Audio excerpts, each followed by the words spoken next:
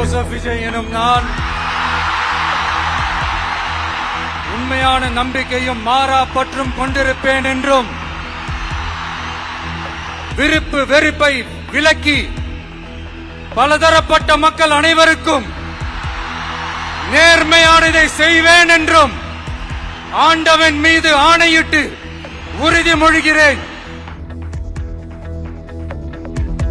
ഇനി chief minister Vijay Chennai park town Nehru സ്റ്റേഡിയത്തിൽ ആവേശോജ്വല സദസ്സിനെ സാക്ഷിയാക്കി സത്യപ്രതിജ്ഞ.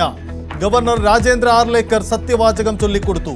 9 മന്ത്രിമാരും സത്യപ്രതിജ്ഞ ചെയ്തു. ചടങ്ങിൽ പങ്കെടുത്ത് രാഹുൽ ഗാന്ധി അഭിനന്ദിച്ച് പ്രധാനമന്ത്രി. ഗാർഡ് ഓഫ് ഓണർ നൽകി സെക്രട്ടേറിയറ്റിൽ സ്വീകരണം.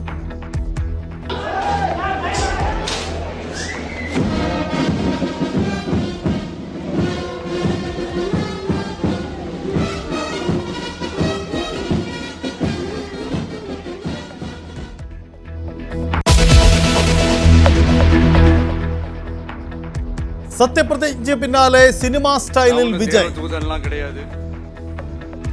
நானும் ஒரு இயல்பான ஒரு வாழ்க்கை வாழ்ற ஒரு சாதாரணமான மனுஷன் தான்.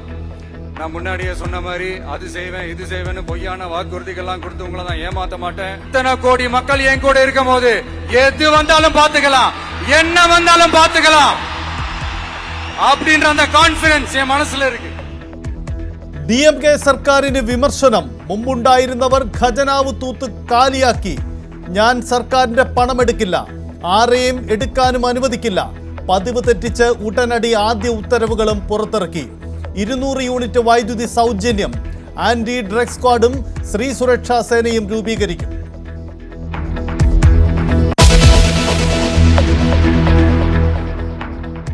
മുഖ്യമന്ത്രിയെ നിശ്ചയിക്കാൻ കോൺഗ്രസ് തലപ്പത്ത് അതിതീവ്രമായ ശ്രമങ്ങൾ തുടരുന്നു. ഇന്നോ നാളെയോ പ്രഖ്യാപിക്കും.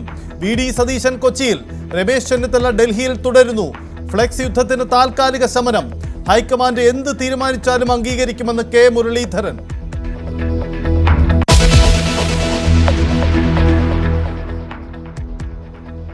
കേരളത്തിലെ തോൽവിയുടെ കാരണങ്ങളടക്കം ചർച്ച ചെയ്ത് CPM പോളിറ്റ് ബ്യൂറോ.